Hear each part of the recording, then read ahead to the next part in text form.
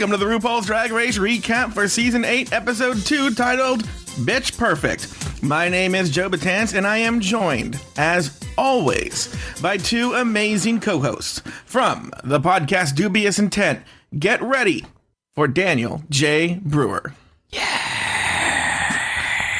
I know, we should really get a live audience. We should. We should. That's always fun to do it in front of a live audience. We should do it. Let's do it in a live audience in a bar, Joe Batance. You know, that comes from my days of doing stand-up comedy, which I always loved about stand-up comedy. You'd be at the bar talking to these comics. Like, they're your friends. You hang out with them all the time. And then they're like, oh, I'm going to start the show now. And then you go like, come up to the stage, Daniel J. Brewer, and people applaud. And then I shake your hand as if that's the first time I've seen you.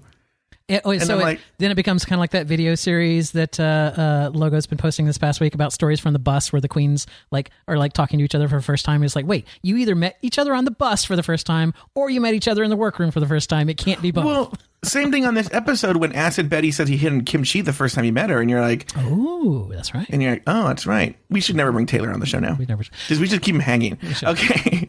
And from the podcast, Pod is my co-pilot. Say hello, Daniel, to Taylor, the Latte Boy. Hello, Daniel. Hello. She only said cuckoo one time this week. I know. I felt bad for Taylor. There's only one cuckoo that made it in. Was that in both? In Untucked and the main show? Yes. Okay. Yeah, she only said cuckoo one time. But hello, boys. How are you? Hello, Taylor. I'm doing great. Was there anything you wanted to add to what we were saying? I know you were not officially introduced. No. On Reddit, I do feel that's it's an auspicious start to this episode. You know, on Reddit, what's funny is some Redditors have taken to calling her just cuckoo. They'll just refer to her as cuckoo, which I think is a good way of putting her. Well, she kind of looks like the Cocoa Puff cereal box, the bird that's with the crazy hair. She kind of looks like that, so that would work. Having watched many videos of her this week, she is committed to that voice. I mean, that is not a fake. What she commits to that really hard. Oh, did you think it was fake? Well, I'm just saying, I thought maybe it was a character voice. Maybe it was turned up to 11. You know what I'm saying? Like some people may accentuate their bad pronunciation or whether for character reasons. Does that make any sense? She may actually talk like Sofia Vergara season 1 of Modern Family, but on this show she talks like Sofia Vergara season 4 of Modern Family. Wait, can you not say her name? So Sofia Vergara. Sofia Vergara. Yeah, that's totally what I said. The continued Latino racism comes on this show. I have a lot to say about this Latino racism on RuPaul's Drag Race tonight. I figured you would. I was sitting there watching it. I was kind of uncomfortable sitting next to my Cuban boyfriend. Well, what's funny is my cousin is very Latino activist, but also a big fan of RuPaul. So I go, wait till he fucking sees this episode. He's going to blow his... He called me it was a great episode. And I was like, oh, what do you think of that mini challenge? He goes, meh, it promoted a Latino star, a gay Latino star, singer. Oh, okay, whatever. I still have a lot to say about it. I love how they didn't really even say who he was, really. It's like, I had to Google the guy. It's like, it's just kind of here's A.B. Soto. It's just like, wait, who is that? Wait, who is this guy? So I had to go look it up. Yeah, I'm familiar with him. Oh, you are? The original version of that song is, I think it's about a year old or so. And every once in a while, it's an earworm that gets in my head, and I'll go back and I'll watch the video. Oh, is it a cool video or something? No. It's him in various outfits and... Oh, you think he's handsome? Oh, I think he's handsome. I do think he's very much of the... Again, short, stocky Latino. I know. This was a very sad week for both of you guys today. Very sad week. Not that sad, but... All right. Wait. My crush was Chi-Chi, not Dax. And I wasn't... No, but you liked Dax, though. All right. Go ahead. This week, the queens danced the cha-cha and performed in a choreographed lip-sync production of an a cappella take on RuPaul Classics. Kim Chi struggled once again with the dance move, while Acid Betty tries her hardest to win the title of Miss Cunt Geniality. I worked for an hour on that joke. In the end, Chi-Chi DeVane won a trip overseas to New England, while the bottom two contestants, Layla McQueen and Dax exclamation point, were both sent home packing. Just when you thought the show was over, RuPaul made a phone call and the episode ended on a cliffhanger. Ladies, any additional thoughts on the episode? Oh. Now, wait, you're saying, I thought it was a really good episode. Now, I know that you had it spoiled for you, Taylor, because you watched the shows on Tuesday and you foolishly read Facebook Right. Well, okay. See, and part of it is my fault, and part of it is not my fault because a mutual friend of ours, posted a link to an article that stated that Layla was eliminated. Right. But I also wasn't necessarily completely surprised by that just because of the way we've all talked about it. Yeah, we called it a month ago. Right. The problem is the link was to naked pictures of Layla. So I clicked on that. Shut up. So I clicked on that. And then the first thing is, even though it was a double eliminate, I was like, oh, you got to be fucking kidding me. So because of the fact that I tried to look at naked boys at work today... let me ask you this question, because I will not look at these pictures of Layla McQueen. That does not interest me. But were they impressive? Yeah, having seen them, they're not actually naked. You see her butt. You see her butt, and you see 70s bush. Yeah. That's pretty much the extent of it. He's cupping his twigs and berries, so you just kind of see. You know that Adam, what is that? Adam Levine stance. You know, kind of who's just holding his hand. Yeah. But he's got full on 1970s. Raj from What's Happening hair going on downstairs. Wow. Okay. Wow, that's a really obscure reference. Not Raj Dwayne. Fuck, I screwed it up. Yeah, it's not even God the right damn reference. You know, if his dick was wearing glasses and did that weird dance. Wow, no. His dick is sassy, so it's Dee, the little sister. Here's the problem: is Layla's shaped like Rerun. See, I was trying to come up with a Rerun joke, and I was failing. Yeah, sorry. Mm-hmm. Yeah, go ahead. I like Shirley. Yeah, I'm a big fan of Shirley. Shirley, good. Wow, everybody needs a Shirley. Dead. Like Shirley's dead. Rerun is dead. Now we're not going to get that big what? Mabel's dead. Oh yeah, Mabel King, the mother. Can I Mabel also King, star of That's My Mama. She only did one season too because she thought the show was racist. Go ahead. Can I just say something? We are so far off the rails. We sound like AfterBuzz TV. Oh, here it goes. And then the shots fired. Shots fired. You know what's funny too? The only episode I can remember is the one where Raj was supposed to be taking care of Dee, and also when they met the Doobie Brothers. And I know I've seen every episode. And they bootlegged the Doobie and they had to go and apologize to the Doobie Brothers. And then the Doobie Brothers stopped the guy that was blackmailing Rerun by all showing up in the room from different doors, and everybody was screaming in the audience because, Michael McDonald was going to beat the shit out of an actor that played a scalper. All right, so all of our... Because we know that black urban teens in the 70s were listening to the Doobie Brothers. I was going to say, for all of our listeners under the age of 50, what exactly are we talking about here? We're talking about... There once was a TV show called What's Happening? The end. Yeah. Do you know who wrote that theme song? No. Oh, no, I don't know this. Who? Henry Mancini wrote that theme song. Wow. And the Pink Panther. Really? He wrote the Pink Panther theme song too, right? Mm-hmm. Cool. Oh, wow. All right, here we go. All right. Those were Drag Race. By the way, we had no initial... Those were their initial thoughts in the episode. All right, back in the workroom after the previous challenge, the girls find their very first lipstick mirror message of the season. It is up to Layla to wipe off Naisha's mirror message, which reads, and Taylor, why don't you take the honors? Dear ladies and monsters, it was a pleasure meeting all of you. Play the cards you are dealt and turn the party. P.S. I love you. Layla, XOXO, the beauty. Fuck, you made me say the beauty. Naisha Lopez, whatever the fuck her name was. Naisha. And I love how you put she misspelled Layla on the mirror. You pointed that out, Joe. That was very nice. Oh, no, I just copied it from Wikipedia. Right, there was no, I'm not putting hearts. Bob the drag queen points out how difficult the competition is once you're in it yourself, while Naomi Smalls takes her shot at challenging Layla McQueen. I don't blame Layla for being salty about being in the bottom two. I think she's feeling like she's really just blending in. Everyone wants to meet the star, not the entourage. And right now, Layla's just giving entourage. Any thoughts on Naomi coming after? Because Naomi didn't really fight back to Layla in the last episode. Now, this is the same day, but now she looks like she was coming after her a little bit. Any thoughts on that, Daniel? It's like much to do about nothing, right? It's like, she made the comment, like, who do you think up here is not put together? Naomi happened to be the one standing right next to her. So, I'm putting on the spot. She says her name, but I don't know. I think it was just kind of like, I guess, hold on, let me think about this. Time-wise, I guess this is the same evening. So I guess it would still be fresh in her mind kind of a thing. So, yeah. Yeah, but they also talked in Untucked where she said, I'm really sorry I had to say somebody. She goes, that's true. okay. I expected you that. So It's Much Ado About Nothing is a really good term to use, because I think it's where they probably were trying to get her to say something to try to create some sort of drama between the two. In the confessional. It's the drama. Yeah. Back in the workroom the next day, the group informs Derek that he isn't the prettiest, and Bob does his best impression of the video screen siren. After a short video that sort of relates to the week's challenges, Ru enters the workroom to deliver the mini challenge. Who likes to dance? Good, because for today's mini challenge, we're having a Latin-style dance-off. Yeah. A scandalo. I want to see you swing those hips to a song by AB featuring me. Cha-cha, bitch. Yes.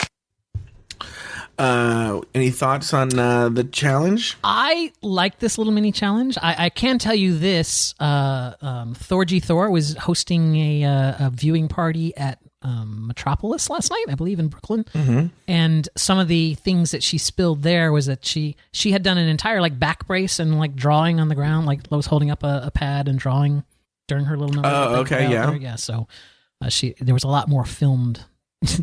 Because they all did the full song, so it's like there's a lot more film than it was actually said. Oh God, so they had to listen to that song 11 times in a row? Let me actually read this, and I'll get into my thoughts on this. Each of the queens shake their cuckoos to the song Cha-Cha Bitch, while RuPaul and singer A.B. Soto judged the competition. Everyone gave the song their own flair, but in the end, Chi-Chi DeVayne and Cynthia Lee Fontaine, serving Juliette Lewis realness, took home the titles. Okay, so when I watched it, on the surface, let me just say this. On the surface, I don't think the mini challenge, and by the way, this is coming from people who don't know, I'm Latino. And it didn't come off as like crazy racist, okay? But this is where I think we're going to get into like the RuPaul psychology here. Mm-hmm. But I noticed on the show that whenever Kimchi talks or says something, they'll play a gong. I noticed that tonight. Yeah. I thought that was just me. Okay. Yeah. And then there's this challenge where Ru was saying, like, cracked out shit like, I'm going to call immigration on you. Like, really, it's actually just super corny Latino jokes. But here's my thing, which I have no problem with. It is super corny and it's harmless, right? Mm-hmm. But this is, again, a RuPaul thing. It goes back to the tranny controversy, which I actually side with Ru on. But come on, queens. Ru is not doing a mammy competition on the show. She's not going to do something where it makes black people look silly or a silly caricature of black people on the show. Which is, if she did that, which I don't think she should do, but if she did, then I'm like, okay, well, then you can do your cornball-y Latino and Asian jokes. But if you're not, then I think you have to stay away from everybody then. She wouldn't do like a Hasidic... everyone's dressed like a Hasidic Jew and make Jew jokes, you know? Maybe there'll be a Yentl Bin competition or something. So again, not patently offensive, but I sort of feel it comes from a place of don't attack me, but I'm gonna make fun of you, which I think is very dangerous. Well, but don't you think that on some level she kind of, while she would never do, you're right, she would never do a mammy competition, but a lot of the ghetto speak and stuff like that is kind of, there's a level of it I could definitely see. I mean, when you've got Derek Barry standing there in a sombrero, there's definitely something a little like, oh, this is a little off. But I think the thing with that, and even all of the tranny stuff, is one thing that can be said about this show is there is a level of camp on this reality series that isn't on really any other reality series, any other competition show. So when you're showing things like that, I think it comes from a place of camp. That's not to say that it can't be offensive. Yeah, I would agree. I mean, this isn't a Donald Trump rally, right? I mean, it's not like these people are like, you know, it's not coming from a place of malice necessarily. No, you're right. And I'm not, I don't think it's coming from a place of malice. I'm not super offended about it, but yeah. But look, when the trannies, when you speak of that community being offensive, it's equally offensive, but even you're not sensitive about yourself. And one of the things we've learned, if you learn about anything on about RuPaul off the show, is that queen is very sensitive and will block people on Twitter at the drop of a hat, cannot take a joke about herself, takes herself very, very seriously. And so, it's one thing to be offensive if you can take it yourself, you know, which is, again, if you watch Bianca Del Rio makes fun of herself as much as she makes fun of anybody else. Does that make sense? It's like, come at me, queen, and then I get to go at you. So that makes it a little bit more fair. And that does, and that's the thing too. There's a power imbalance, is that they can't go after Rue. It's just sort of weird. She's essentially their boss. I can see that. Pearl did last year in the Libraries Open. Right? And we saw what happened to her. She got immediately ejected from the show. And they never showed any of it, where she just went, RuPaul, and then there was shut down. All right. Okay. Oh, no, you're right. Remember there was, you're talking about when they did the Libraries Open. You're right. When she went to Rue and they shut it. They cut it out. You're right. They cut it out. So. I just think that there's a really good chance that AB Soto is a total top. Let's go back to AB Soto then, yes. I don't know anything about AB Soto, but how is he a top when he's wearing like a glitter suit? It was sarcasm. I was being sarcastic. No, okay. He's just, yeah. I know of my people, and he has a bottom card as well, I'm sure. If he was a top, he wouldn't have sat through that song 11 times. He would have been Well, let's move on. RuPaul gathered the girls around after the contest and explained this week's Maxi Challenge. Ladies, I'm glad you're all warmed up, because this week's Maxi Challenge is an all-dancing, all-lip-syncing extravaganza. Love it. Choreography. You'll be competing in 2 teams in the Dragapella movie, Bitch Perfect. Hashtag Bitch Perfect. Okay? Plus, you'll be meeting with a choreographer who's worked with Miley, Madonna, and J-Lo, honey. The red-hot Jamal Sims. Cynthia and Chi-Chi, you won the mini challenge, so you are team captains. Cynthia, your group is the Lady Bitches, the sweethearts of Dragapella, from the prestigious Lace Front Institute of Technology, darling. Chi-Chi, your group is Shady Bitches. Y'all the bad girls from the Lake Titicaca Academy of Braids, Weaves, and Waffles.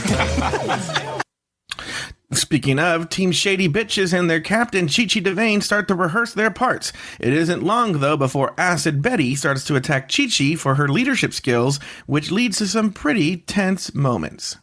I think we should get some choreography together. Let's just worry about that when the time comes. Don't confuse yourself. We need to know where you come in first. I think after this we should put something together, just in case. Don't get scared. I'm not scared. I'm just trying to be prepared. I know. I'm not going to be unprepared because of you, boo. I can sense that Acid definitely wants to be the group leader, but it ain't happening. We need to learn these people where we come in but we got to start doing something. We can't just sit here learning words. Let's go from the beginning. Oh, really? Is that all you got? What about these? Is that what you're going to be doing? Titty. Yeah. No, you're going to be out there. Whatever.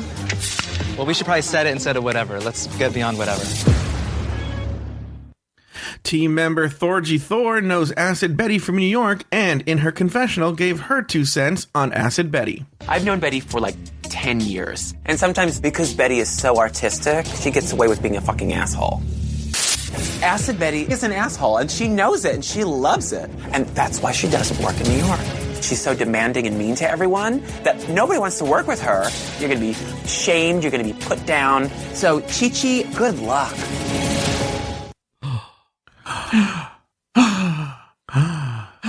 Any thoughts on this? Is this? Do you think this is a smart? Do you think Acid Betty is doing this as a like being the villain as some sort of like intentional thing that's a plot to, get I don't know further on the show, or do you think that use your words? Use your words. Yeah, Use your words. I know. Go ahead, Taylor. Or do you think that she's just a bitch? Yes, I think the answer to that is yes. I think that she knows it. One common theme that you seem to hear with all of them, especially this episode, is that they're all talking about the whole idea of falling to the background quickly versus being out front. And she knows that if she wants to get screen time and she wants to get presence in, she's going to have to play a role, and that role may be to be the bitch. Now, that being said, it sounds like she does relish in being an asshole, so that comes very naturally to her.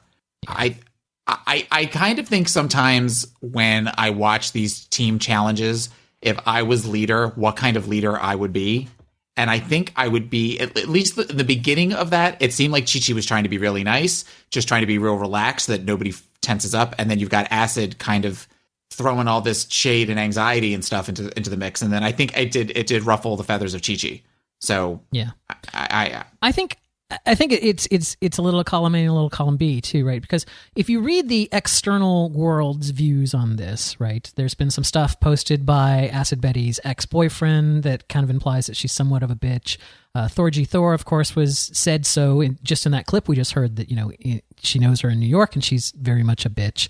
Well, also, I might point out, Thorgy Thor also says, well, she's so creative and she's so good at what she does, she can get away with being a bitch. So, I mean, it was kind of a mixed bag there. But I think, yeah, she probably just is one of those people that has a very intense, bitchy kind of personality. And, she's just a very outspoken person for this thing. It's very important for her to be there. So she wants this, she's seen in the seasons past where the weak team is going to be the team that's going to have the people that go home on it. And she desperately doesn't want to be on that weak team.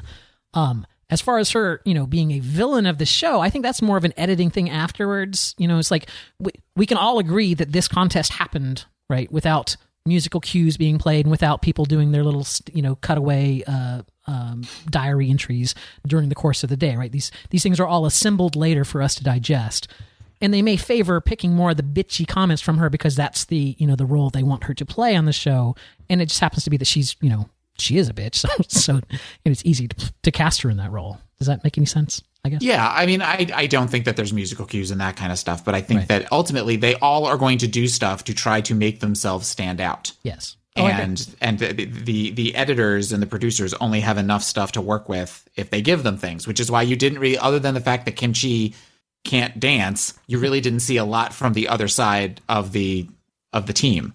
Yeah, and I wonder if that's because there just wasn't a lot of drama on that side. Like they were just kind of trying That's what I'm saying. So she made sure that she was going to get, either way, she was going to make sure she got screen time and she was going to stand up for herself. And that's my But don't you think that's sort of a dangerous game to play? If you look at villains from years past, like Roxy Andrews or Fifi O'Hara, they've kind of paid the price for their bitchiness? No, I don't think so. Because I think there's two separate things going on here. It's a very nuanced thing, right? At least in my mind. It's like you could be really, really bitchy. You could be totally bitchy, 60% of the day. But if you're the winner of the show, they're probably not going to show a lot of that bitchy stuff on, they're not going to use those clips. Keep in mind, they record them 16 hours a day. So they have tons of material to work with. They don't have to show the parts that are outside of their character that they're choosing to edit them with. So I don't think going in there and being a bitch is going to hurt your chances at all because, ultimately the episodes are judged and the people are sent home based off what happened in the competition, not how, not in their confessionals. Their confessionals are done at the end of the day. So they don't even know what they're saying bitch-wise, so. Yeah, and for every Fifi O'Hara, there's a Violet Chachki that actually won, and everybody would think that she was a bitch through the whole thing. Right.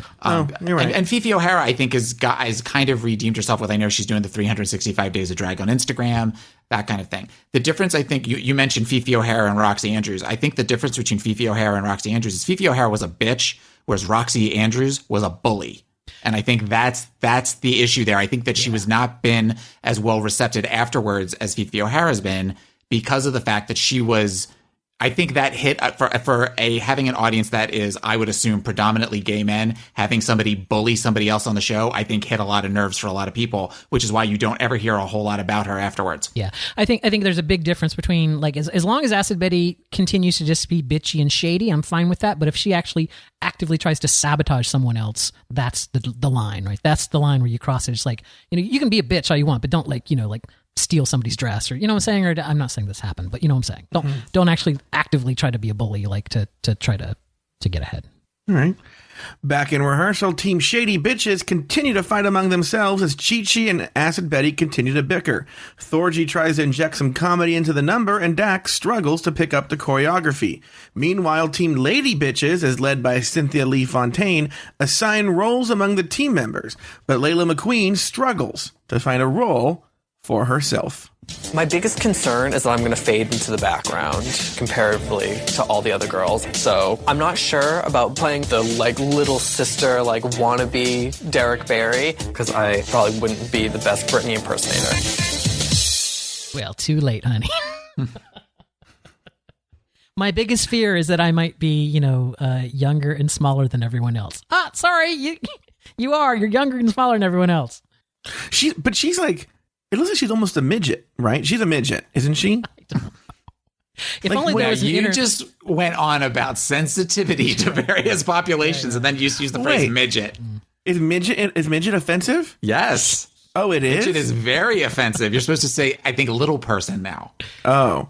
And that might even be offensive. So that might be where I'm talking at both sides of my mouth, but I believe it is little people. All right, here we go. Layla is extraordinarily short. I'm not editing this. Screw this. I'm not editing it. She's extraordinarily short, like Tom Thumb. Like she probably sleeps in a matchbox and someone closes it every night. I'm looking on the Drag Race wiki on her entry, and it does not list her height.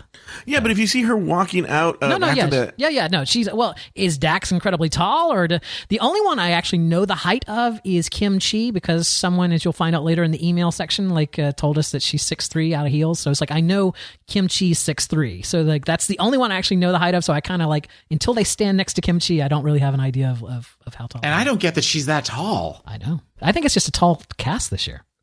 Yeah, I think it's that makes Layla look even smaller, because Derek looks really small too. Yeah.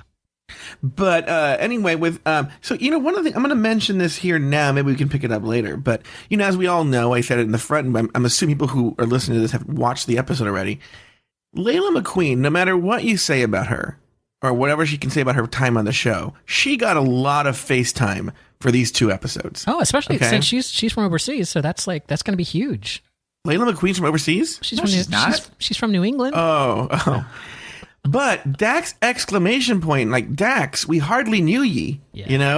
He got no screen time. Like, he doesn't even get the side benefit of that, like he was barely on camera and then they just let him go.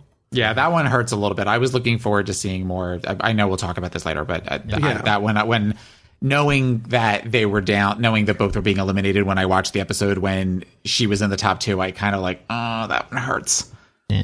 Really? Because you're like, people don't see this because they don't see it on camera. But whenever we talk about Layla McQueen, if I'm talking about Layla McQueen or Daniel's talking about Layla McQueen, like Taylor's like a cartoon with his eyes fall out of his head and a tongue falls out. That's how. Aruga! Yeah. Oh my gosh, it's so crazy. He must be heartsick over this. No, I'll survive. I will survive. Oh, you were. She didn't. Yeah, hey, you know what? She's in Massachusetts. She's up here near me. You should come up and visit, and we'll take a little road trip and go see her perform in her home bar. So, this is the first stop here with Layla McQueen. She's trying to find a role for herself. Meanwhile, she did a very poor job. Back with Team Shady Bitches, Acid Betty attacks Chi-Chi and the girls for talking about shoes. Have you ever guys been in proper shows before where you have to learn choreography and stuff? When I was a kid, yeah. Yeah, younger. Like for years. When you were younger. So you don't really know how to just focus and get it done? Yeah, I do. Because we're talking about shoes, I would love to save the time and figure out what we're doing. This is how the group's going to go down. So what'd you guys do? Well, we spent time talking about how comfortable these shoes were. We're not going down. No. I probably should have lumped this with our other Acid Betty conversation. Anyone have anything to add here with this? She's just a bitch about the shoes. Yeah, I thought that was stupid. It's just like, for God's sakes. It's like you even if you're trying to crank it out, you can take 2 or 3 minutes after you've rehearsed it 2 or 3 times to maybe take a break before you hit it again. I will say I agree with Acid Betty about one thing. Yes. This Naomi Smalls is the prettiest one there. She's so hot, this Naomi Smalls. You guys don't see it? No. Here's the thing, and this is going to. I would just like to say thank you for pointing out that Kim Chi always has a gong played on her, because now I'll hear it. It's like, I would have been fine with Naomi Smalls, but as soon as Violet Chachki said that she had cliffhangers, I can't see anything else. It's like every time I see Naomi in open-toed shoes, I'm like, yep, there's her toes clinging over the edge. Oh, still? Really? Yeah, and actually on her bus video, the one, it's her and Dax getting, interviewing each other. She even says, it's like, I always buy shoes that are too small, 2 sizes too small, because my actual size makes me look like I have clown shoes on. And it's like, anyway, I'm just saying now it's like, so to me, I can't get past, there's her toes just hanging off the edge there. I'm always obsessed with people who can see that, like especially fashion people. Like my cousin works in fashion, so whenever I've watched the show with her, she can see like, oh well, look at that stitching and look at them. Like, how are you? I mean, once she points it out, I totally see it, but I would never see it if they didn't point it out. And they somehow see it. Yeah. Well, it's because that's her career. That's what she does for a living. She points out stitching. I look at people in mental health issues. Oh, which really? is why I'm on the show with the 2 of you. I know. You must be like, Taylor must be writing a book on us. Mm-hmm. Oh, yeah, Daniel, Vegas every year. Trust me, I just sit and I journal at night. For those of you who don't, we belong to a gay podcasting network, and there's a Vegas expo that happens every year or so, and that's what Taylor's referring to. But Daniel, do you notice any kind of computer stuff? I do. I'll notice like the code that flashes up on screens when they show screen, during a show or whatever, where somebody's supposed to be like hacking or whatever, and I'll just be like, that's just like an HTML page. It's like, it's like they don't, it's not actual code that's on the page there or something. Yeah, I'll notice stupid little things like that. I'm not good at anything. I don't notice anything. Okay. Here's what I will notice, though. Because I am a pretty good cook. Have you ever seen these videos on Facebook where it's like the tasty ones? Or like, yes, I hate those. Them. Piss me off so well. I'll tell you why. Because it'll be like they chop up like one strawberry like really fast, and everything's really fast, right? And then they go like, now do it for 150 strawberries, and you're like, wait, what? Do people realize it doesn't take 30 seconds to make this dish? That it takes like 2 hours, and then some of them look gross. Some of them look disgusting. The problem I have with those, and I know we're getting ready to the train's wobbling on the rails right now, but the problem with those is, one, they feed into people with short attention spans. And cooking is not something that is a short attention span activity. Also, when you compare that to something like on a cooking channel show or Food Network or something like that, there is something. One of the reasons that people like shows like that is, one, they're very calming usually. And there is something very elegant about when, even if it's somebody standing at a countertop chopping stuff up, there's something very elegant about the way they're doing it. It was very choreographed. There's very much dance to it. So when I watch those, they actually piss me off. Plus, everything uses like, Pillsbury croissant like rolls and butter, melted butter, and all that kind of stuff. It's just it's very basic to me. Rue enters the workroom to visit each of the groups. First up is Team Lady Bitches. Things don't start off well when team leader Cynthia Lee Fontaine forgets the name of her own group, and Kimchi admits she has never heard of the movie Pitch Perfect. Finally, Rue consults with Layla about Layla's struggles in the competition so far. So now, Layla, why do you think you wound up in the bottom two? Well, the photo with Matthew was definitely less than amazing. Right, because, you were scrunched over. You weren't shining through. How are you going to shine through in this challenge? I ain't going to be squatting down and sitting in the back. I'm going to come forward and be present. Well, a lot of girls say that. There's more strategy to it than that. You realize that? Yes, ma'am. I get it. I need to bring myself up to the level of the other girls so I can be like, I'm here too. It's not just them. I am here. You're still here? You can go home now. Yeah, I was going to say, that's such a bad argument. No, the point isn't to say, I'm here. The point is to say I'm better than them. It's like it's a competition. You want to win the competition. Just being equal to people is not going to cut it. Well, here's the thing, too. We'll probably talk about this at some point when we get to the end. But someone asked me earlier this week, do you think that they cast weak people on the show intentionally? And I was like, yes. Yeah. They need people they can just, like, discard right away for plot purposes. Right. And I think Layla McQueen, I know there are a lot of Reddit users who are huge Layla McQueen stans, but I'm not one of them. I think she's kind of sloppy and weak. Am I wrong? You know what? Here's the thing. If I were to go see Layla McQueen at a show, I'm sure she'd be great. If I were to go, drive the hour to go over and watch her in Gloucester or whatever, it's like, I'm sure she'd be great. I would probably have a really good time.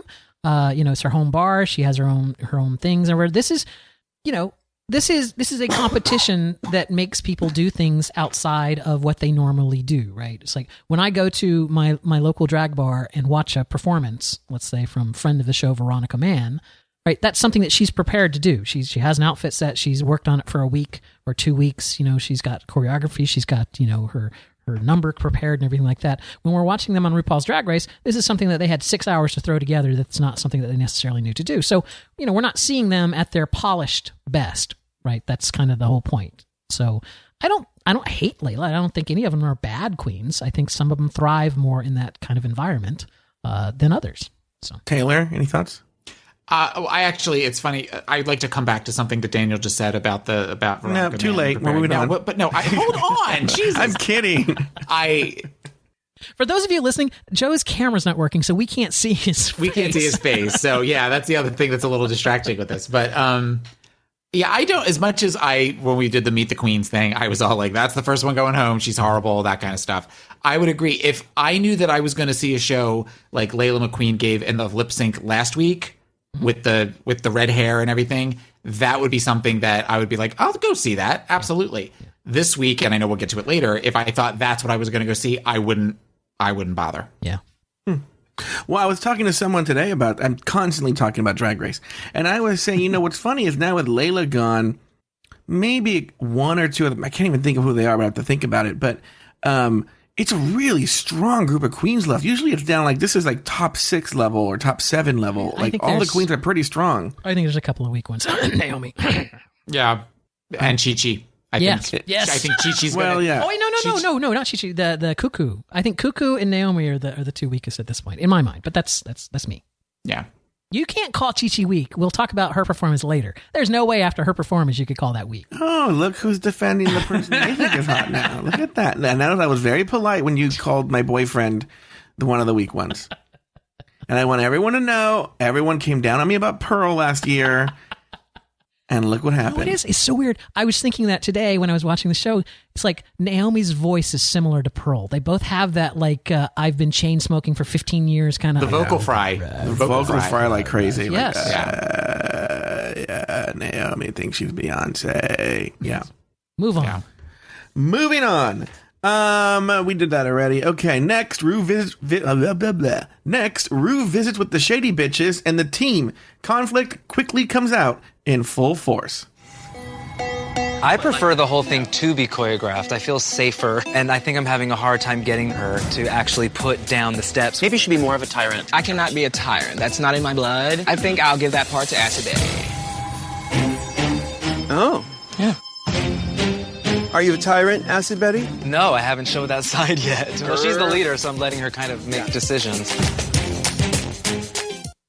Right before the break, Rue introduces the girls of the newest feature on the show, the Shade Tree, a room where the queens can escape to complain whenever they feel the need. Ladies, what do we think about more Acid Betty? And do you think that's kind of what's so funny, Daniel? I want to talk about the Shade Tree, but go ahead.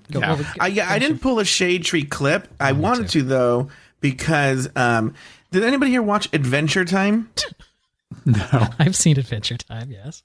There's a little character called BMO on there, and I felt like through the way the sound was in the Shade Tree, Kim Chi, who that's who they used in there, sounded like BMO. I didn't pull the clip. I couldn't even get past. To me, it was just kind of like, wait a second.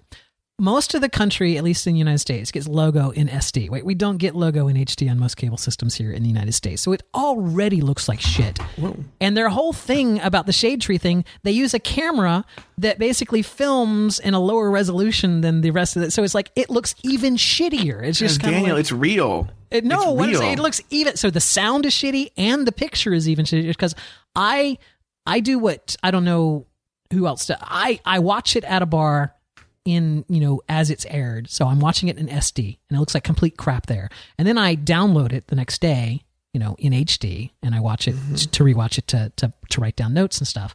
So even in HD today, it looked like crap. It's like that whole Shade Tree. It's like, oh my God, this is a production nightmare. It's horrible. Sorry. I guess they want these people to really, really just always talk. Cause they do confessionals once a day. They're doing all this drama. And they have to do more of it. But I guess it's for them to let off steam when they need to. And it also gives the producers insight of we should take it here. Right. Maybe they don't get things like confessionals. Dumb.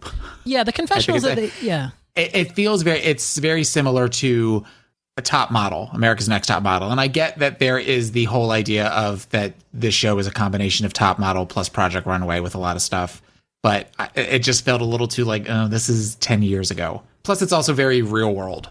That's the whole idea. They're going backwards now for ideas, which I didn't like. It is. I think it's more like Big Brother UK, which this may have been where this came from because Michelle was on Big Brother, Celebrity Big Brother UK.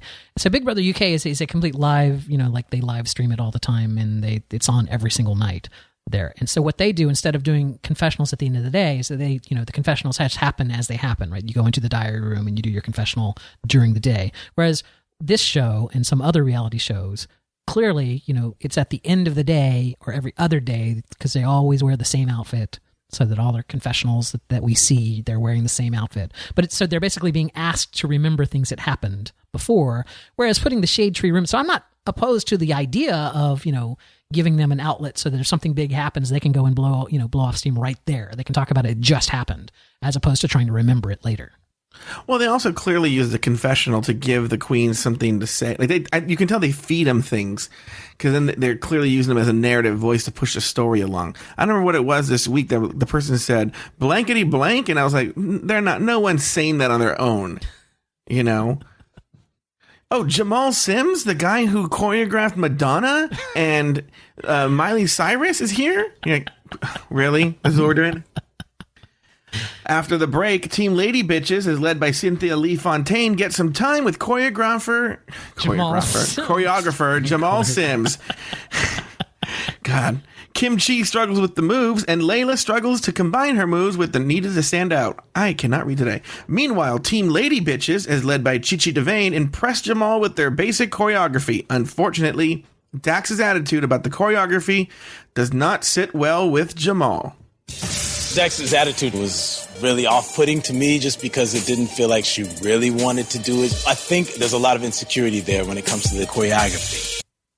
During her confessional, Dax promises to perfect the choreography by showtime. It means a lot for me to be here, and I don't want to have to go back to Savannah and find some shitty day job picking up dog shit or, just doing random sporadic shows and dive bars. Like, I want to take over the world, and I want to do it now, and I want to do it with drag. So I will make it work. It's like a supervillain line. This is a little awkward, Dax, but can you pick up my dog's shit? And I hope that she was watching that in some shitty dive bar to where she turned around and it was just getting glares from everybody in the bar. But keep in mind, this is 2 episodes now. This is a very subtle thing. This is 2 episodes in a row where dog shit has played a role. Remember, Robbie Turner in her bitch thing was holding a bag of dog poop on her runway look. And now here's Dax talking about going around and picking up people's dog poop as a job, which I am unfamiliar with this job, but I guess that's a job to go around and pick up dog poop. Is that a job? That's quite an overarching theme that you found over the course of the multiple episodes there. That's very impressive. Daniel's really good at extrapolating information and, seeing themes and episodes and whatnot. He's really good at that. I know my shit. Apparently. Oh, there it is. Apparently. Everyone downloaded the podcast for that joke. Okay, I have a question / comment. Okay, back in rehearsal, Chi-Chi. No, go ahead, Taylor. Sorry. Okay, this is a common trope that is done on multiple shows like this, especially competition shows like this, where you've got the person or people that can't seem to figure out the dance moves or don't do really well with, acting things or that sort of thing. And they're so uncomfortable, and they lead up to this for like 45 minutes, and then they show the final presentation, and everything goes off without a hitch. Right. It's boring. You knew going in that, Dax couldn't figure out the whole arm thing. You knew that was going to happen, that there wasn't going to be an issue with it. You knew that they were going to figure out a way to get Kim Chi to dance without it being where she was going to trip on herself or anything like that. They do this on Project Runway. I hate it when they do it where somebody can't figure out an outfit, and then magically they're the winner. Yeah. When one of you guys said a little while ago, the team that's having problems, they didn't want to be the ones where it always seems to be the team that they show that has the most problems seems to be the team that rises from the ashes. Right. And we've seen this before. It's give us something new. Give us a new take on this. And it bothers me. Well, look, this is a good discussion to have here is it's funny with RuPaul's Drag Race, they try and go outside of the box and we get season 7, where here they're bringing back very comfortable tropes that they used to do for seasons 1 through 6, and we love them and we criticize them, so because it does feel back to it in its swing of things, but like you can already see they're setting up Kim Chi to be, like, oh, she can't dance and she's struggling, and meanwhile that bitch is not struggling whatsoever. That's just the narrative that they've written. Yeah. But even on season 7, when they would do the million acting challenges, it always seemed like the team that wasn't getting along, and this one can't remember their lines, and this one doesn't know the Pearl didn't know where to stand at one point. Those are the teams that do better. That it'd be one thing if it was a surprise every once in a while, but it seems like it's every single episode when there are these team challenges, the ones that are having that they seem to be showing the most as having the most of the struggle are the teams that do better. Right. So you kind of know going in, oh, but they're showing all them fighting, and this one doesn't know a dance move, so they're probably going to be the one that wins. In fairness, though, the bottom three this week was Kimchi, Layla, and Dax, and we did spend a lot of time on those three having trouble with that dance. With the specifically, we singled those three out as like Kimchi and Layla had to do their own step touch thing for him, on their own, and Dax, was as we just heard, couldn't get her shit together. So. Yeah, I agree with you trope-wise, but I'm just saying, in some cases, it just makes a good narrative, right? Is that they are the bottom three. And we know in hindsight now that Kimchi didn't go home, but there was, as I was watching it last night in the bar, I was like, oh my God, Kimchi may go home. It was kind of... Yeah. Back in rehearsal, Chi-Chi and Acid Betty attack each other again. This time, Acid Betty promises to throw Chi-Chi under the bus if the team comes under fire for its performance. I'm lost. This is clip 12? Clip 12. Do a good job or you're going to have to lip sync against me. Oops. Why do you think you're going to be in the bottom? Because I'm the team captain. And they're going to say the team captain should have had everybody at her level. Yes, but I'll be the first person to be like, she did a fucking good job as captain. Well, at least you'll be nice about it, then. Because she going to throw me under the bus. Fuck yeah, I'll be honest as fuck. What did I do? You were like, at least I can lip sync for myself. I know it's going to be all bad. That's what you did. But then I pulled it back together. Yeah. You can say, like, say that if they ask me. Exactly. Betty is being so negative. And like counterproductive. And I'm like, oh my God, this is so stupid. It is what it is. Just hope you're not lip syncing against me, darling. She's so cute. I don't have time to coddle this girl. We're both on this competition together. When that bus comes by, I'm going to throw her first. I told her that too. I pulled the clip because it was an interesting fight. I have no idea what they were fighting about. Chi-Chi was just frustrated and was thinking that because she was the team leader, she was going to go home, which is, something that's happened in past seasons, right? On many different shows. Like you were the team captain and you should have pulled your shit together, So even though you weren't the worst, you were the captain of the worst. So. But then why did Acid Betty get angry with her saying that they would have to... Because that's where he got... I got what Chi-Chi was saying. I was just like, what's Acid Betty's angle here about... Because Acid Betty was just like, you're basically saying that we're going to fail or something like that. Yeah, but then she was saying they're going to fail. I know. Acid Betty is like the Fred Goldman of this show. I don't know. She contradicts herself multiple times in an argument. I don't know. Fred Goldman, the guy who's O.J. Simpson's son killed? Or killed O.J. Simpson's... What the hell does Fred Goldman have to...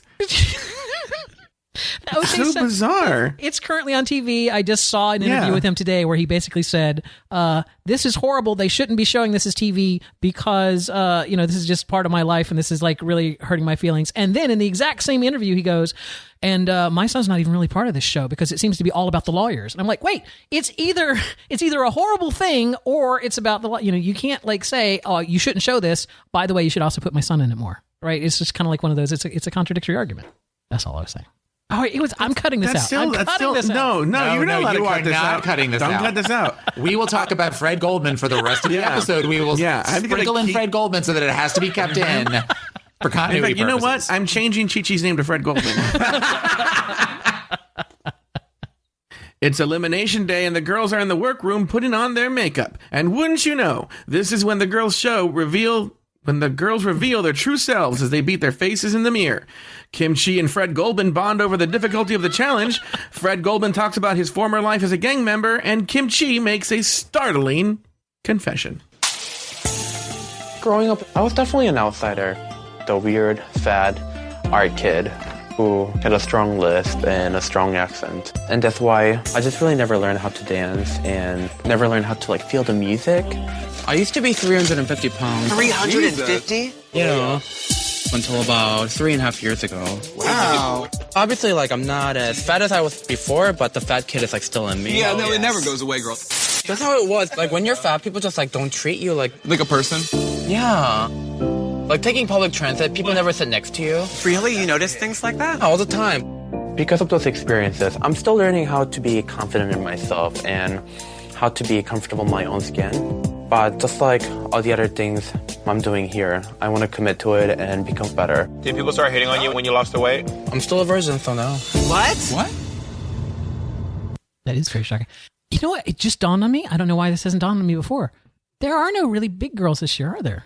No, people have commented on it. There's no big girls this year. I didn't even notice that really. It was just kind of and I've seen this show 3 times now, so it's for this now to just while I'm listening to this clip for the fourth time, it sinks in. It's like, wait, there's no fat people on this show.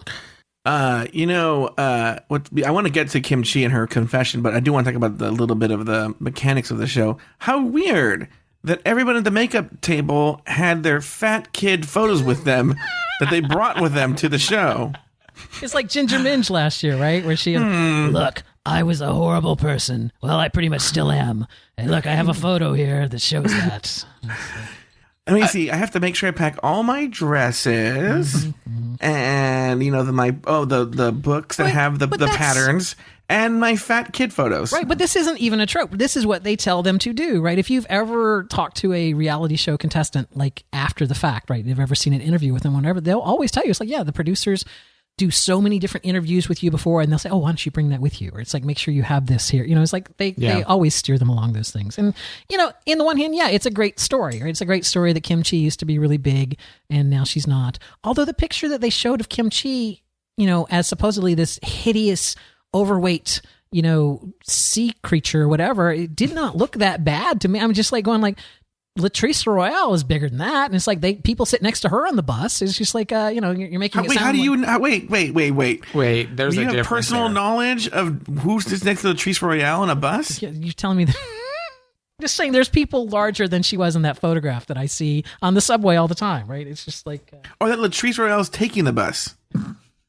She might be. People don't sit next to Latrice Royale on the bus because she's fat. They don't sit next to her for other horrible reasons that we're not going to say here. Get these nuts out of my face. I think I have a couple of thoughts about that whole section. That was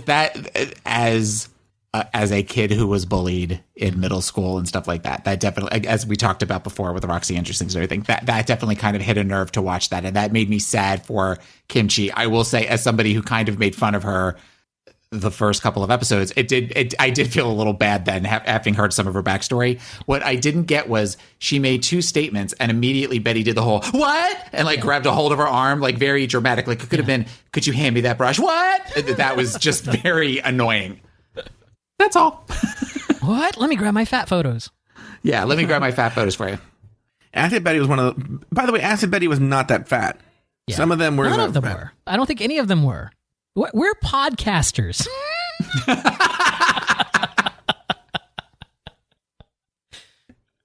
Move on. Anyway, okay. All right, here we go.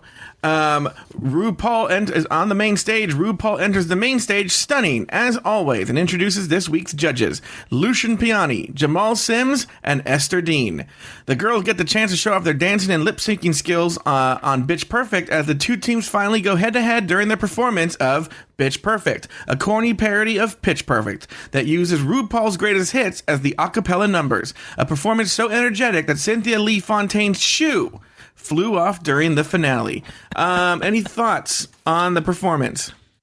The performance was okay. I liked the shady bitches more because they looked different, whereas the other ones all looked exactly the same. And ironically, they all kind of look like Britney Spears, which I know that was the whole thing last week. They said don't come out looking like Britney Spears, which for the runway look, she certainly did not, but we'll get to that later. I liked RuPaul's. We didn't talk about RuPaul's dress last week. I know that was something that you guys always talked about, how she looked. This week, it reminded me in a good way of 70s Christmas holiday wrapping paper. Like the geometric patterns and stuff. That's kind of the what I got from that. So I liked this week's look from her. Let me tell you this. I don't know about this movie because I think I was in Korea at the time, so I don't know when it came out.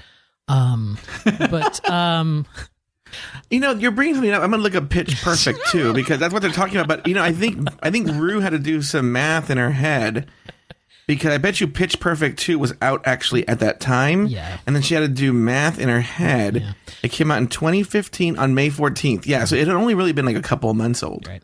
Yeah. But here's the thing is I love that performance so hard. And in fairness, I love the Dragzilla or the Dragoni. What was the Glamazon Airways last year? What was it called? But those, I've watched this episode at least 4 times, but I've watched that number, Bitch Perfect, no less than 10 times. It's like, I love it. It's like, I like the music in it. I like the dancing in it. I like the whole, I don't know. I really, really like that number. The funniest thing I thought was not her shoe flying off. And I didn't pick this up until like the fourth or fifth time I was watching it. Her shoe flies off. You can't see it. But then behind her, Acid Betty has to lean down and pick up broken things off the runway. Oh, I didn't notice throw them that. to the side. Yeah, it was just kind of like, I don't know what it was that she picked up because, even in HD, it wasn't clear enough to see what she was picking up. But it's like, yeah, it was just kind of like she was right behind Cynthia and she had to lean down and pick two things up and throw them off the stage. That was not her shoe. So, also, her shoe had a strap over the top of it. How did she kick that thing off? Like she had yeah. It couldn't handle her cuckoo. Flying off her foot. The runway look, the red carpet realness was the theme. Did you guys have any thoughts on any of the queens? This is not my forte. I don't know anything about fashion. I actually took the time today to, if you go into the little shared drive there's a document called Runway Looks, where I actually took the screenshot from each of the queens. Oh, really? So that we can smart, Daniel Barrer. Yeah. So let's just go straight down the row here. So Cynthia Lee Fontaine was the first. She came out in a smart little gold kind of beaded number there with a I don't know, what do you call that, Taylor? The little Empress waist or something? Empire waist. Yeah, Empire waist there. So. I couldn't even tell you what that is. You should never ask me. The thing that I thought with this one is I don't understand how an Empire waist makes someone look boxy, but somehow this one managed to do it. As far as she goes, I think this is a really great look for her. I really did like it. I like the wig. Well, but did you hear they said she looked like Valerie Harper at the end? And when they said that, she turned on, I'm like, oh my God, she does. She does. She looks like she was followed by Bob the Drag Queen. This is possibly my favorite Bob the Drag Queen look. I like the sheer look. I really like last week's. I don't remember what he did. Last week was the curtains. Oh, yeah, the one that he made. But I think I like this one even better than the one he made. I like it's the Naomi Smalls legs, but done tastefully, right? Do you want to describe it at all? Or? Yeah, so it's like he's basically wearing, his legs are exposed, but it's covered by a floor-length sheer black covering of the dress. It's a wrap skirt. And look at those giant Weezy Jefferson earrings, too. I was going to say, my thought when she came out was Roxy Roker realness. That kind of is what I get. Roxy Roker's better. You're right. I really like the silhouette underneath the sheer there. I thought it read female to me. It read, like really sexy. I liked it. My thought with her, and this is something that I think she's going to get called on eventually, is I get that she's kind of doing the whole gender fuck thing and she's that sort of thing. She looked like a man in a dress in this. Really? I thought with the big shoulders and the arms and everything, she's got to be careful about this because depending on what she wears in the future, Michelle will call her on that. Wow. All right. We disagree on that. Derek Barry, I have a feeling we're going to disagree on this too because I hated this look. So I don't know. Oh, no, I hated this look too. Okay, good. Yeah. It looked... And Joe, did you like it? I don't see anything wrong. I don't like it, but I don't hate it. It's H&M. What do you hate about it? H&M off the rack, kind of like I'm a thin girl that can wear anything, so I'm going to wear just whatever the fuck jumps out. It's like, and it wasn't even the dress. The wig was horrible. It was horrible. And Bob's wig looked really good on the runway, but in Untucked, when you saw it more close up after it had some issues with the the front weaving there. But I didn't like Derek's wig. I didn't like the dress. The whole look was just kind of off. Yeah, I didn't care for it. Layla McQueen was next, and I kind of liked it. I know she's wearing some sort of green number with this light blue hair. It looks awful. I don't like this. You poor unfortunate soul. So you're making it because she looks like Ursula. She looks like Ursula. She's looked horrible in it. I thought, for goth look, I thought it was kind of, or like that punk or whatever, like rocker chick kind of thing. I mean, I don't know. It's very MTV Music Awards kind of. I could see someone showing up. The problem is it's a purple and green dress with sky blue hair and then navy blue lips. Nothing.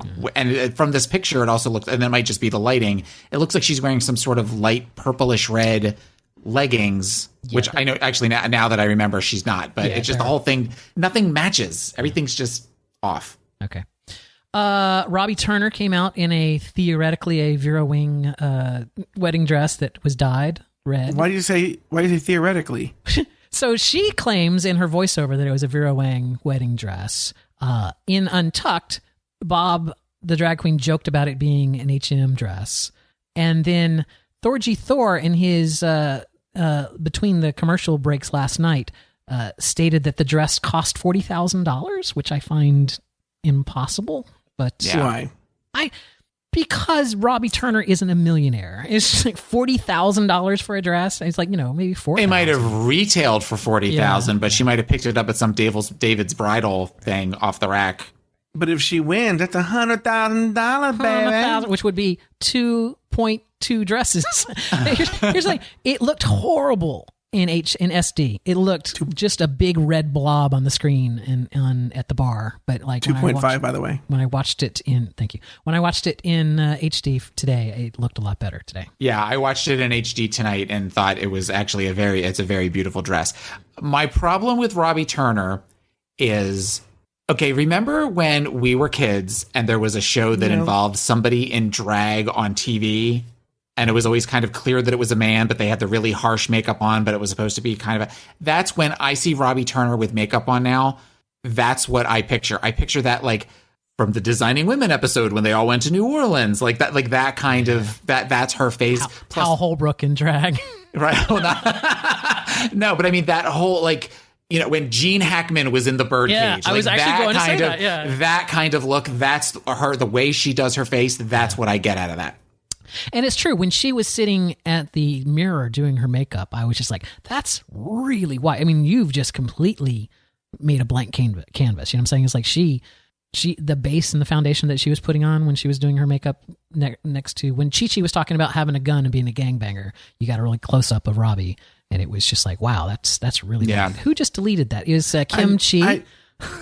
I don't know. I did it by accident. I don't know what I'm doing. It's all right. Kim Chi is the next one that we have there. Here, I'll undo it. And she is wearing her floor-length dress that she can't walk in. I love this. It was a great look, I thought. I mean, all the judges said so I'll take that. It was all right. Well, I had read that she actually was nervous about going home, and so she pulled out, like, this was not she wasn't going to do this dress this week. I heard that also. Yeah, I think I saw that on Reddit. And so she pulled it out, but I was like, meh, it was okay. That's her best dress.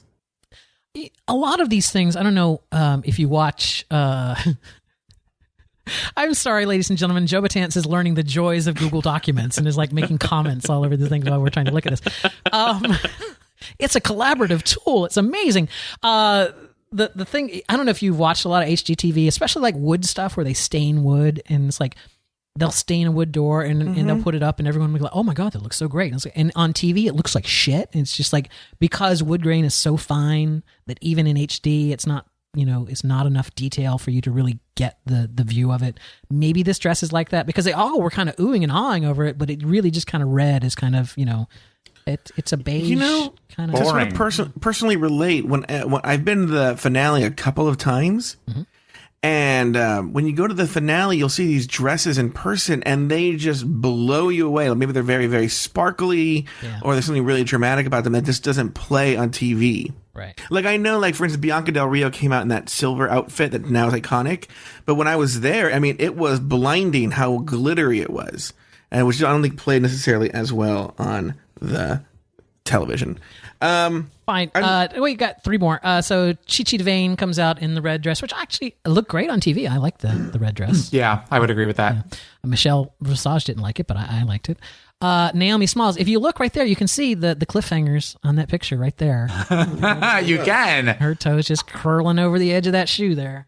I like this look. I want her to have a chest, though. That's the only thing. I'm tired of the weird boy chest. I think that's a young thing, though. Isn't that kind of a modern thing where, like, modern female models are tending more flat-chested now or more androgynous kind of? I guess. I understand that she's very thin and that she would look like an oil rig if she had the big, huge, like, the chest plate. But do something to where it looks like you have a little bit of padding. And then Acid Betty with her cell phone, her Bluetooth earpiece there. It looked really good. It did. It was an awesome. She does look great when she does it. It does. I agree with. I don't remember the judge's name from Pitch Perfect. The lady that wrote the song. Esther Dean. Yes, Esther. I agree with her. I do not like the bottom. I would have preferred this so much better if it had just been nude all the way down without the bottom part on that. I get that it's couture. I get that that's a thing. She looks like a statue. She looks like she's cemented onto the stage there when she stands still like that. And then we're followed by Dax exclamation point with this. So disappointing. I didn't like that. I did not like this outfit at all. I don't know. Yeah, it was. Was it supposed to be Asian with the big flower in her hair and in the green and the gold, kind of like that misty green and gold. It was a confusing look for me. I think she was trying to be like Billie Holiday with the big flowers in her hair, but it just didn't. The colors were way off on my TV that it just didn't make any sense. And in her final lip sync challenge, when she pulled the gold piece out, it looked 100 times better. All the difference in the world. I thought the same thing. It's like, girl, you should have just not had the damn gold thing in there to start with. And then finally, Thor coming out in her smartly made jumpsuit. I want to thank both of you, by the way, because now I can't look at her and not think of Gilda Radner every time I see her. We have an email tonight that has pointed out another person on TV that she looks like, which is dead on, which we will get to when we get to the email later. But those are the looks from the runway this week. So there you go. Do any of them stand out to you, Joe? Or no, I'm terrible at this part. Terrible. With all of the girls back on the main stage, RuPaul and the rest of the judges gave their critiques on the top and bottom performing queens of the week. Chi-Chi, Thorgy, and Acid Betty felt the love. Kim was somewhere in the middle, while the bottom two consisted of Layla McQueen and Dax! First, the queen's critique, Layla McQueen. Hello, Layla. I think the dress is pretty. The problem is you're lost in it. The hair's flat and long. Everything's being pulled down. You can see none of you. As far as the performance goes, I feel like I wasn't getting much of the comedy, especially with the big personalities around you. Layla McQueen. She stood out to me because she was the most improved. I would have never thought she could last through the whole performance. But I didn't really remember what she had done. The only thing I remember about her is the mole underneath her eye. So I don't think that's good. You know what this is? This season has very strong personalities. She's out of her league. I know she has a fire in her, but she's going to have to step her pussy up. Ooh. Next, the queens share their thoughts on Dax! Can I just say one thing real quick? I wasn't the only person shocked last night that they didn't bleep out pussy. It's like, really? It's like they bleep out all these other things, but they didn't, when they said step her pussy up, that was not bleeped out on the logo. Anyway, moving on. Sorry. Next up, Dax! I love your face. I love the hair. Something about the bottom of the dress is not done. One thing I did notice from last week, I have an issue with your padding. It almost gives you a quadrubutt. Just look at it. The performance, I really wanted you to get that hood, and it still never came. And in rehearsals, you would say, oh, yeah, I'll do it when I figure out these steps. I am not a classically trained dancer in the least. And, I was also trying to kind of create a character while also thinking too much about other stuff. And, you just got to go. Whether you do it wrong or whatever, commit.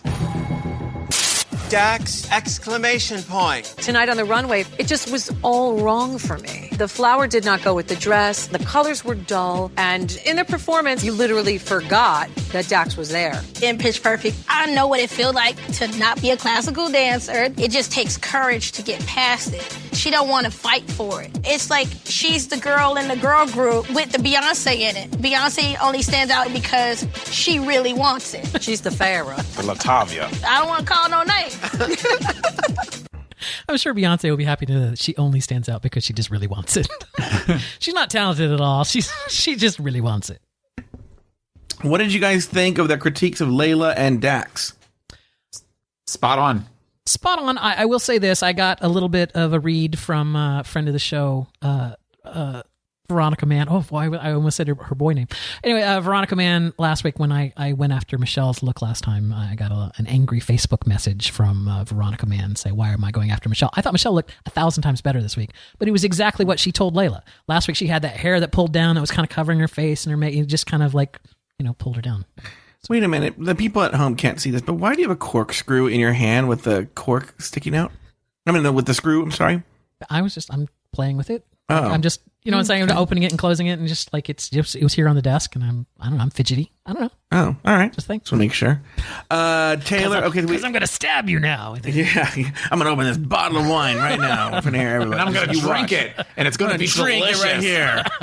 It's going to have a great fucking bouquet. Yeah. RuPaul brings the queens back on stage and names Chi-Chi DeVayne the winner of this week's challenge. And much to Chi-Chi's surprise, her prize blows her mind. Based on your bitch perfect performance and your movie premiere eleganza, I've made some decisions. Chi-Chi DeVayne, not only did you turn it out, girl, you turned it upside down. Congratulations, you are the winner of this week's challenge. For real? You've won a 4-night getaway to an all-gay bed and breakfast in beautiful New England, courtesy of mygaygetaway.com. So I get to go overseas? No, New England is here in the United States. I could say I live in New England. She's welcome to stay here for 4 nights. That's fine. Even with those teeth, Daniel? I don't care. A bunch of them have not good teeth this year. Whatever. She's hot. Not a good teeth year, yeah. She's hot. Sorry. RuPaul names Layla and Dax as the bottom 2 queens, and this week's lip sync battle is perhaps the most famous gay anthem of all time. The song is so iconic that, for some reason, Michelle asks RuPaul if she's ready. The song I Will Survive by Gloria Gaynor. Layla and Dax go head-to-head in a pretty subpar lip sync, leaving RuPaul with a difficult choice. But before you play it, though, we should talk about it now. What did you guys think of the lip sync? Oh, God, it was horrible. It was horrible. Sloppy. Sloppy is really the only thing was going through my head. Both of them are horrible. Especially the most egregious thing to me at first. There was this weird cock-blocking thing that Dax was doing to Layla. Like, every time Layla would try to spin, Dax would, like, get in her way, and it was awkward a couple of times. But the most egregious error to me was when Dax, the songs were like, do you think I would just lay down and die? And Dax was literally laying down on the stage. I'm like going, she's saying she wouldn't do that. You're acting out what she wouldn't do. It's just like... You know, that song, to me, yeah, it's very, very famous, and it's iconic, right? Yeah. But... it's a rather easy song to lip sync. One, you already know the words, and two, the attitude's right there in the song. I mean, it should be a cinch for a drag queen, to lip sync that song. That's like a gimme. It's a slow pitch to do that one. Dax didn't look like she knew the song, but and it could have been nerves. It could have been anything. But there was a couple times where it looked like she was lost in the lyrics. Yeah. Well, she said she wasn't a disco queen. Yeah. Again, these are both like 22-year-olds. I think Layla's 22. I don't remember how old Dax is, but it's around that age. They're both very young queens. Okay. But yeah, no. The lip sync. There was no. If there was some kind of predetermined thing that they were going to kick both of them off this episode, it doesn't matter because they should have both been kicked off. That was horrible on both of their parts. So. Yeah. So anyway, RuPaul had a difficult choice to make. Let's see what she chose. Dax! Exclamation point. Layla McQueen. Neither one of you survived that lip sync. Oh my cuckoo! I must ask you both to sashay away. Wait. Second time in history of RuPaul. 2 eliminated. Thank you, ladies. He's just cuckoo. You may leave the stage. That was not a quasi-elimination. Oh, I had to get that last one in. Sorry. Back in the workroom, Dax and Layla share their disappointment. Both of us? We're glad we made it here, but it sucks to go home second, third. That's about accurate, yeah. I know I gave it. I didn't half-ass it. I just wish it hadn't gone this way. I look forward to a nap. And vodka. Lots of vodka. Back on the main stage, the shocking twists aren't done yet. RuPaul borrows Michelle's phone and makes a very mysterious phone call. Michelle, may I borrow your phone? I done used up my minutes.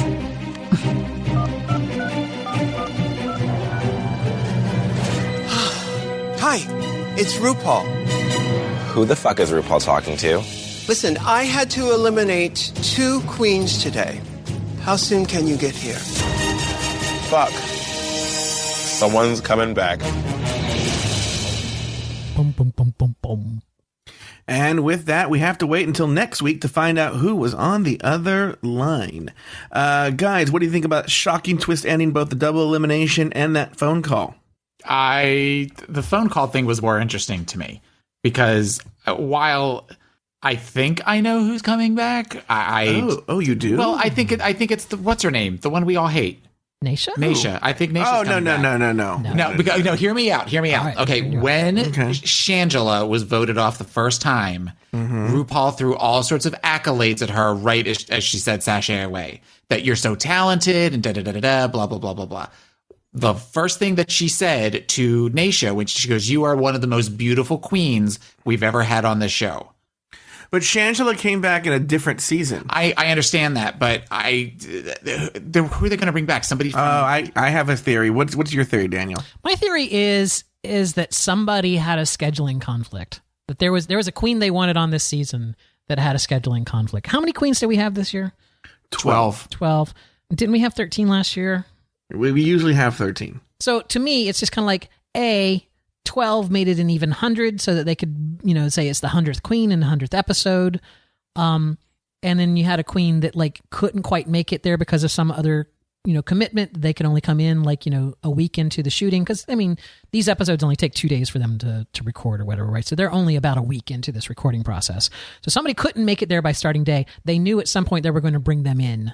And then this, presented itself, they were going to bring them in anyway, but this just added to the drama, I think. I think it's a brand new queen that we don't, I agree mostly with Daniel. I don't think it's like that. I don't think they would put up with that. I think they plotted out the season and they said 2 or 3 episodes in, because there's a theory that this I Will Survive was supposed to be next week when there's a roller skating challenge. Mm-hmm. If you remember in the I Will Survive video, some crazy bitch is roller skating as the song plays. But you know what? When I hear those theories, I immediately think back to, in previous times when I went and saw Katya and stuff and they talk about these things, it's like they always confirm that they have the song list ahead of time and it's broken out by week.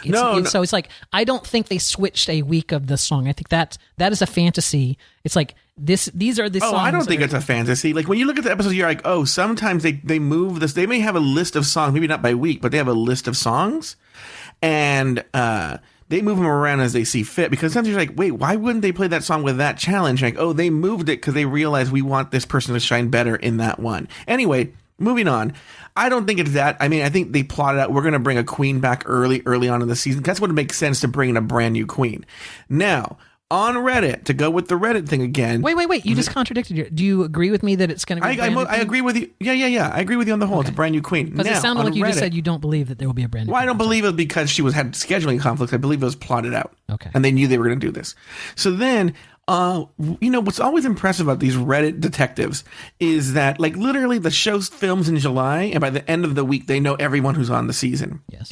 And they had the 12 queens, they had 11 of them right. The 12th one that they were so shocked that they got it wrong was this queen named Scarlet Starlet, who wasn't on, and they were convinced she was on the show. And so I'm thinking, my guess is Scarlet Starlet, who they originally thought was going to be in the original cast, is that new queen. I've seen her on YouTube. I know, I'm familiar with her. Yeah. Now, I don't think that Rue was on the phone with Scarlet Starlet. Oh, maybe no. That was staged. Yeah, no. Yeah, that was clearly No. What I meant was she's calling an old queen to bring someone, or I don't know. Maybe it is Scarlet Starlet. Who knows? But in theory, the character, I think we'll find out who it is exactly. Yes, Taylor. If it is a previous queen from a previous season, who do you think it would be? And we're definitely looking at the theory of the new queen, but who do you think they would bring back from a previous season? If anybody. I've been trying to think of this. I can't really, Katya went too far in that competition to bring her back. They brought Trixie back within that same season, which was the one. Yeah, so it's not Trixie. So and it's like those early queens that year that went, like Tempest du Jour. I don't think, I don't really see anybody from last season. Yeah. And I think it would be Katya. No. But Katya made it to what? And Katya's in All Stars. Yeah. Well, I know, but she was so well loved from everybody. Well, I think the theory is she's going to win All Stars. She or Alaska is going to win. Yeah, I think it's a new queen. I can't see them bringing back an old queen again. This would be something new that they haven't done. And once again, you bring in a new queen, you have to bring in a new queen episode 3 or 4. You can't do it really past that. So this is what we would like for you to do, ladies and gentlemen, is head over to facebook.com/Drag Race Recap. That is our Facebook page. And we have a post there that says, give us a 1-sentence view of what you believe the person that's coming back is going to be, or what's going to happen. So just head over there to facebook.com/Drag Race Recap. Give us your thoughts on what that will be. And I think what we're going to do, because we get a lot of emails, we get a lot of contact, and now that we have a Twitter account, what's our Twitter account, Joe Batance? Our Twitter account is Drag Race Recap. Right. So if you can also tweet to us what you would like to think. I think we're going to start this next week or this coming week here. We're going to start filming a late week, just a what do we want to call it? Like a contact show. So just going over mini episode? Yeah, like a mini episode, just going over emails and whatnot. We are going to go over the emails that we have this week. I mean, for tonight, which all came from last week. So they all came What from a great last week's transition, Danielle. Why don't you do the emails now? But before we do that, I just wanted to say my last thoughts on this episode. Nah, I want to hear the emails. I know, I want to tell you. I thought this was weird. Do you realize that Alaska Thunderfuck's drag daughter, whatever, Nebraska Thunderfuck, that is one of Derek's boyfriends? Like, yeah, we talked about that on. I did not know that. We talked about that on the Meet the Queens episode. Yeah, she brought it up on Meet the Queens. In fairness, I might have been high during the recording of that episode. In fairness, we knew. Yeah. In fairness, it was obvious. All right, great. Let's go to the emails. We have several different emails. These are all, we also got a couple from from episode 2 that will be handled on the later in the week show. So these are all from episode 1. All the people that wrote in here. We thank everyone for writing in. We did edit them a little bit for time. So if you didn't hear exactly what you wrote, then that I should shut up now. Anyway, regarding season 8, episode 1, Runway. Hey, squirrel friends. One thing that you didn't talk about that I noticed was the overabundance of bad puns during the runway segment. I felt the entire panel of judges went back and watched the original challenges to see what horrible puns they could still mine out of the looks this time around. It was RuPauling. That comes from our friend Scott, the Satyr69, host of the Satyr Sphere podcast. So thank you very much, Satyr. By the way, I just... today dawned on me, wait, Carson and Ross weren't there this week, and I didn't really miss them. Yeah. No, that was sort of the consensus. Yeah. Kim Chi is the subject of our next email. Hey, guys, new listener to your podcast. You guys brought up that it seems like you've heard about Kim Chi for years now, and I was having the same thought. So I did a little research and found that the first post on her Instagram was June of 2013, just 2 years before the filming of season 8. And her first mention on Feast of Fun is November in 2014. To me, it also feels like she's been around for 5 years at least, but I guess she's just had that big of an impact. Keep up the amazing show, y'all. Sincerely, Gabe. P.S. Fun fact, Kim Chi is 6'3" without heels. So thank you very much, Gabe. There you go. I never heard of her till this season, so that was great. Next one comes in. Hi, guys! ! So excited to be a listener. Came across your podcast when I was trying to find live links to RuPaul's Drag Race since I don't have Logo TV and I don't like waiting until 2 a.m. to see it online. Number 1, Bob the Drag Queen's sleeve was black. So when she puts her hand on her hip, her outfit spells out cunt. That's yes, somebody pointed that out to me, and I meant to text you guys about that. Yeah. But it was so obvious once you saw it. I felt so dumb for not seeing it. It's like I felt dumb too. Like those cliffhangers. Number 2, my theory on Derek Barry is that she will have a meltdown before her elimination on episode 7, maybe symbolizing 2007 when Britney had her meltdown. Awesome. God, is that almost 10 years ago? Jesus, that happened almost 10 years ago. That's amazing. Also, will we see her in a beautiful bald queen like when Britney shaved her head? I think Derek's too vain to do that. Yeah. Again, I think this is one of those things like you guys give the producers way too much credit for it's like a lot of coincidences happen, but you guys think that they have some kind of crystal balls or something. Number 3, Kim Chi is top 4 hunties. Trust. I think we all would. I think we all agree on that. Yeah. Number 4, the shade button is the bomb. Yeah, here's the problem with it though. You're the only one who has access to it. I'm working on that. I actually full disclosure, whatever. My day job is I'm a computer programmer. So I was actually working on writing a distributed soundbar card so that you guys could click a button and it would play the sound here. Anyway, that's not important. Anyway, I just finished popping, so I have to go. Ciao, and that is S8EP02 that wrote that. Espiritu. Spirit in Spanish. He sent it to us and goes, Espiritu29 on Instagram, and then I go and look, and it's a private account, so I can't even see your Instagram. How dare you? How can I stalk you if I can't even see your Instagram?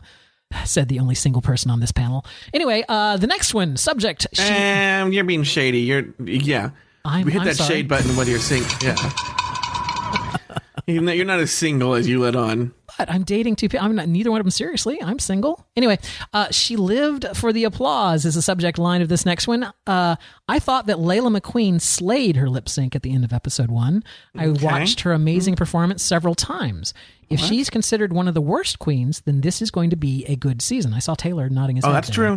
Yeah. No, I thought she did great last week. You know what? You're right. You're right. With her last week. Her lip sync. I go ahead, Taylor. Sorry. Well, that's why I said. Yeah, you're right. Completely. Her lip sync. No, I'm being serious now, Taylor. I'm being serious. So if I was going to see her at a show where she performed like last week, I would want to go see her, like I said before. But this week was you're an asshole. Continuing on, a question. Why doesn't RuPaul have drag queens on the judge panel? To my knowledge, all of the judges, besides Ru, have been minor celebrities who have never performed in drag.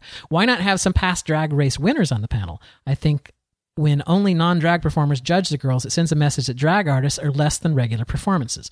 Less than regular performers. I disagree with that. I don't think you have to be a drag queen to judge, how they appear on stage, right? We're the audience, right? It's like, this isn't a technical competition. They're not like saying, well, maybe it is a technical competition, but it's a performance competition, right? Well, she does kind of have a drag queen on with her, and that's Michelle Visage. Yeah. And I think, it's kind of one of those things. Is like, I'm not a drag queen, but I was a bartender in a gay bar, a very prominent drag bar in Ybor City for many years. And I worked with drag queens. I've, been backstage. I've seen all of the aspects of a drag show. You know what I'm saying? It's like, I'm not a stranger to any of that. So I know people can have different experiences with that, I think. I think that you would have a problem if you had, because I actually thought that tonight. I'm like, I wonder why they don't ever have even like past winners on or anything. But I think you would have too much of a problem just because it's one thing to have somebody like Michelle Visage or somebody that kind of can look at it from a piece of where you're getting quote unquote constructive criticism. Mm-hmm. Whereas if you have another drag queen, it could be seen as a read versus being looked at as, try to do this next time, not, and then they're not going to hear what's being said. Now, that being said, I would think that would make for better television, because then you've got where they were talking about it Untucked, where they said eventually Acid Betty is going to go off on one of the judges. So you would get that of where they would be going off on each other. But I think that it probably wouldn't work from a judging standpoint. Yeah, I don't know. I never noticed that, but I think it's one of these things too, especially how Ru sees herself and how she's established herself is like, well, Ru is the ultimate drag expert. Why would you have anyone other than that? Why would you have another drag queen who's obviously not going to be as expert as Ru? The other thing too is they have something kind of close to it with the fashion review on World of Wonder. Oh yeah, with Raja and Raven. Yeah. And they're doing the looks, and they do a good job.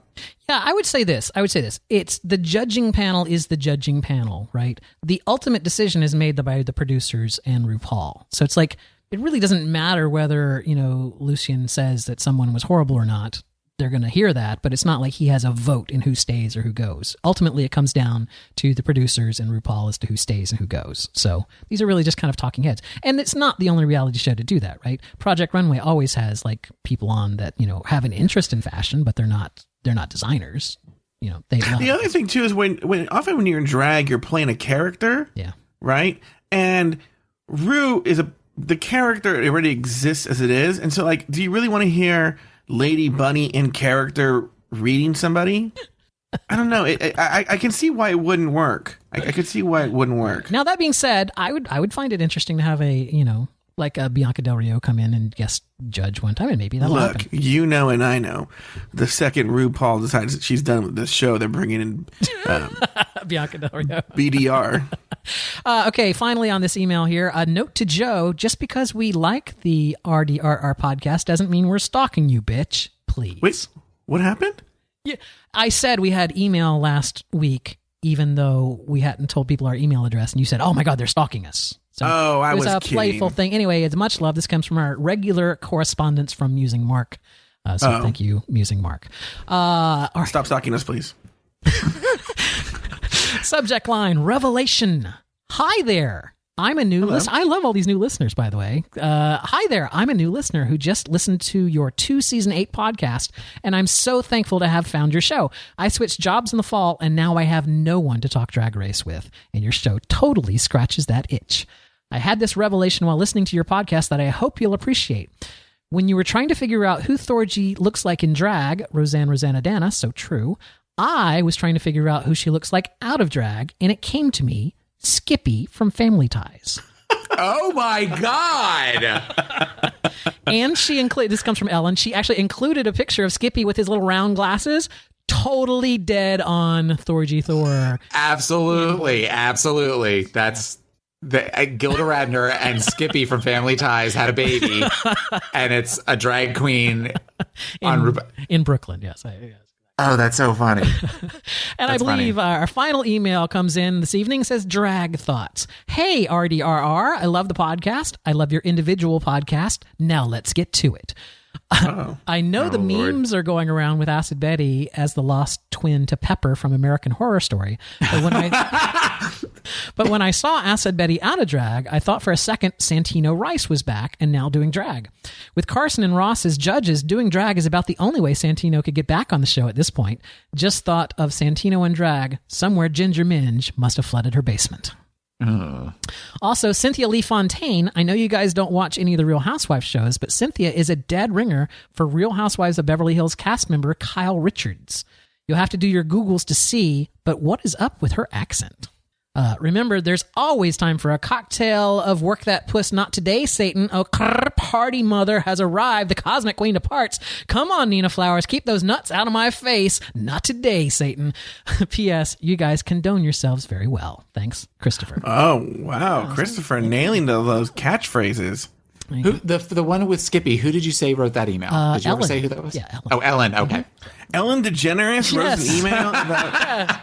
Hey, and you can write us your very own email by sending it to rdrr@pride48.com, and we will send us your thoughts on episode 2 or this particular episode, and we will get to that later this week, so there will be a brand new shiny episode for you for the weekend. So that'll be fun. Are we done with the email? We are, Daniel? sir. We are done with the email.